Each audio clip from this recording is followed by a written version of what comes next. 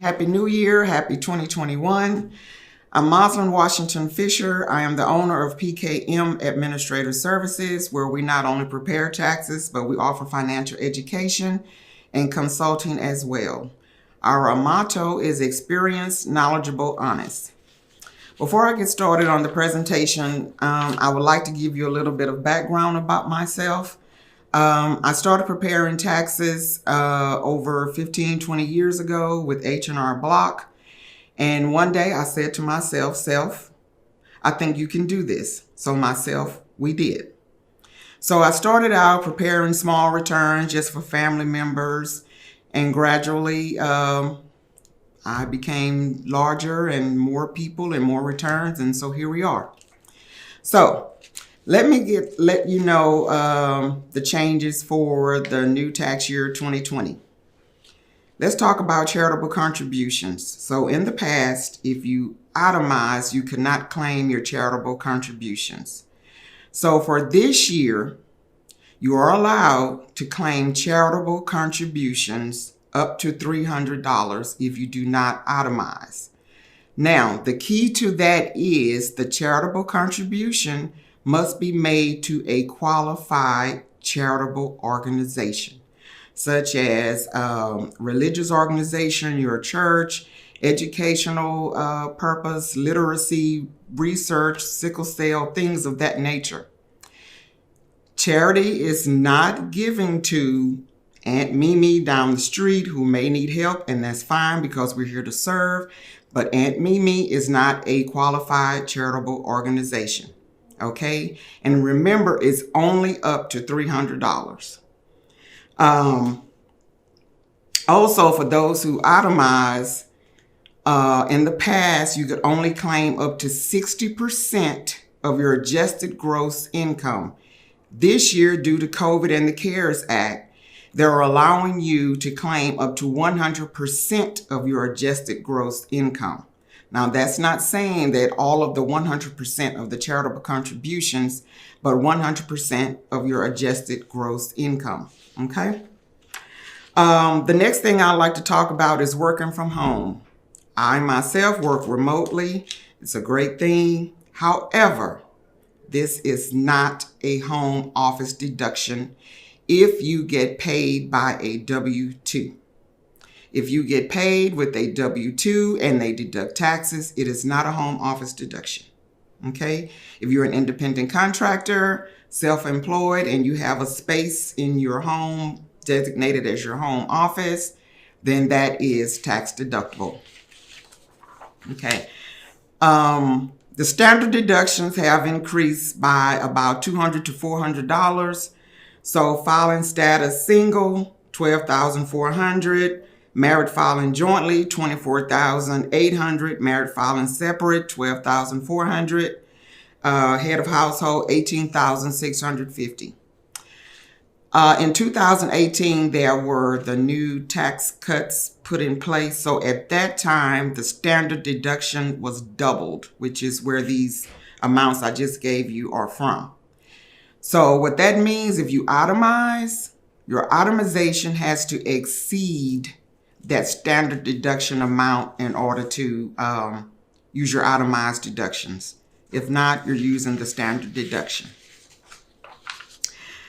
The other thing that's new that was also imposed in 2018 is the SALT deduction, and that is your sales tax, property tax, local income tax. Now, the state of Texas does not have a state income tax, and a lot of people, believe it or not, did not know that you could use sales tax. Sales tax such as food, clothing, motor vehicles, motorcycle, car, RV, anything that has sales tax. State of Texas sales tax rate is 6.25%. Now, those of you who itemize will benefit from this, okay? However, don't bring a lot of receipts. I bought all of these clothes, I bought all of these shoes, I bought all of these groceries. Keep it in perspective. Now, the kicker to this is your sales tax, your property tax, your state income tax, if you have it, all of those, there's a limit based from 2018 tax cuts, is $10,000. So all of those things combined, there's a limit, $10,000. So if your property tax was $20,000 and you had $5,000 sales tax, the limit is only $10,000. Okay. The next thing, and the most fun part, I guess, so to speak, of this presentation is the economic injury payment, the stimulus, in other words. A lot of us may have received stimulus checks, and that was good, and now they've created the second stimulus. However, there are some groups that did not receive a stimulus. So therefore, on your 2020 tax return, there's a question that's going to be recovery rebate credit. So let me give an example. My daughter is an adult. She is no longer in college. She graduated. However, I claimed her as a dependent. Now, so those group of people got left out of the stimulus. Adult children, not in college, but they're claimed as a dependent on their parents' return, will be able to get this recovery rebate credit. And also added to that, anyone that is eligible that did not receive it will receive it in the recovery rebate credit on the 2020 tax return. Okay. Your economic impact payment was less than $1,200, $2,400 if married, filing jointly, $500 for each qualifying child. So if you did receive a stimulus, but it was less than that amount and it should have been more, again, you will receive that in the recovery rebate credit. Questions I've been asked is this taxable? No, it's not. Do I have to pay it back? No, you don't. You do not have to pay it back. It is not taxable. However, if you happen to receive a stimulus for a deceased spouse, you will have to pay that back. Okay. Another thing, the CARES Act was passed due to COVID for IRA plans, retirement plans. So this is the steps. You were eligible to withdraw up to $100,000. They waived the penalty only due to the CARES Act because of COVID. And the reason you withdrew the funds was related to any COVID financial consequences. So there are two ways to handle this on your taxes. You can either, you have 3 years to pay it back without any tax liability.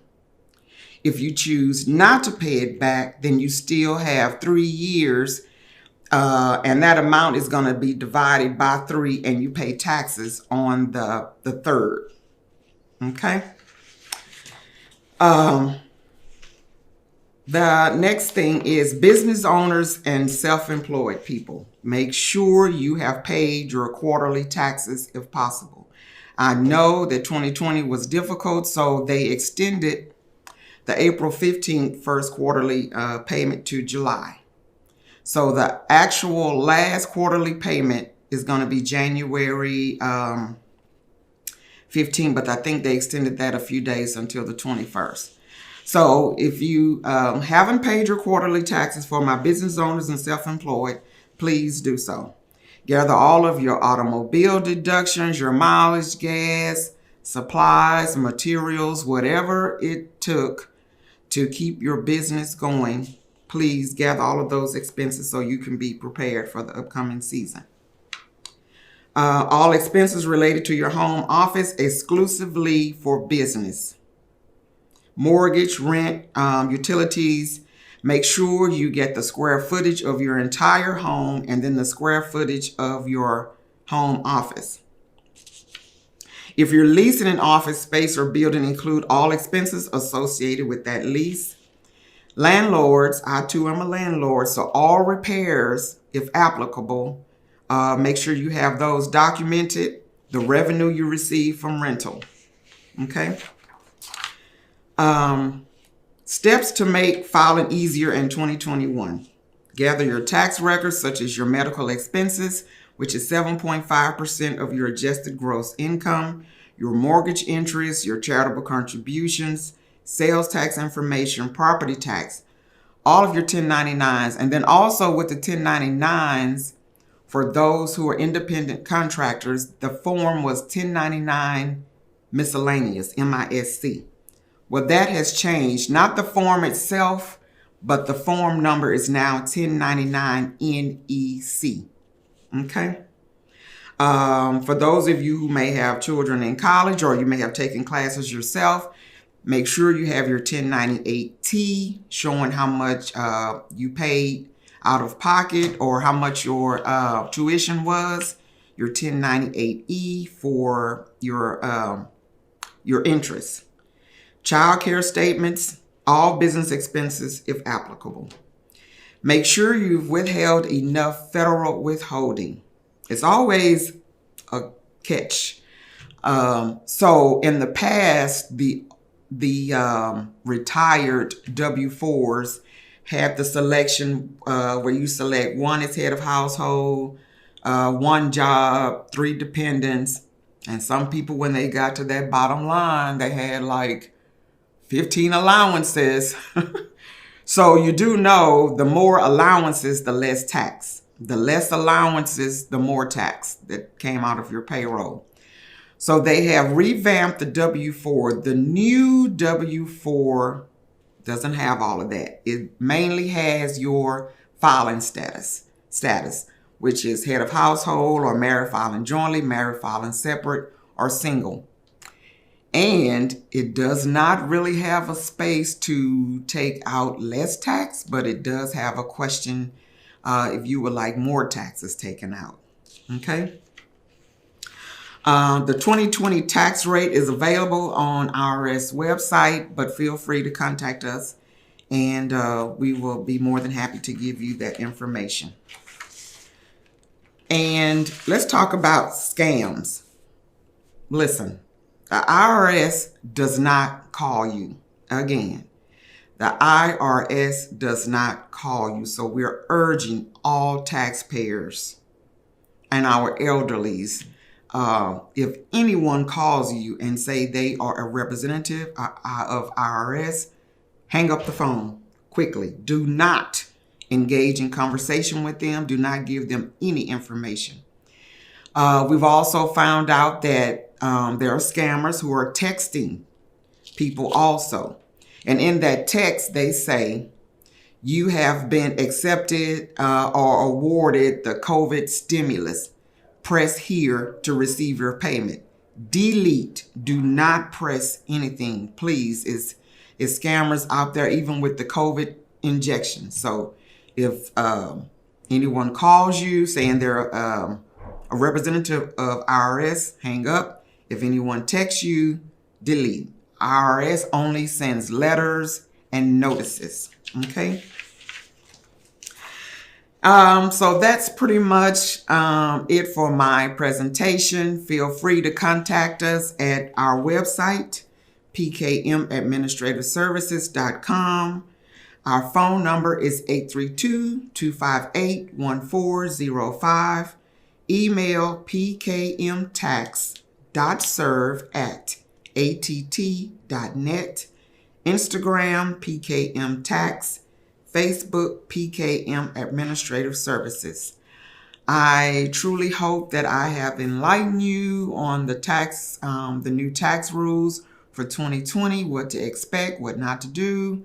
And please stay safe, mask up, and have a happy new year.